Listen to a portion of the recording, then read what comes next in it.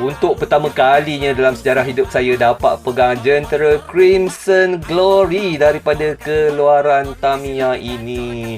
Jadi model ini memang sangat-sangat rare. Ianya dikeluarkan pada tahun 1990-an. Bayangkan dah 36 tahun pun jentera ini dihasilkan. So untuk video pendek ni saya nak kongsikan sikit saja apa yang kita akan dapat dekat dalam kotak Crimson Glory ini. Yang pertama sekali, kita akan dapatkan ini dia, body Crimson Glory yang berwarna merah darah. Dekat dalam pack yang sama kita akan dapatkan A-parts untuk chassis FM yang mana kita akan lihat sekarang ini. Nampak tak? Inilah dia chassis FM yang sangat-sangat vintage. Memang dah tak ada dekat dalam mana kit-kit zaman moden tahun 2000-an.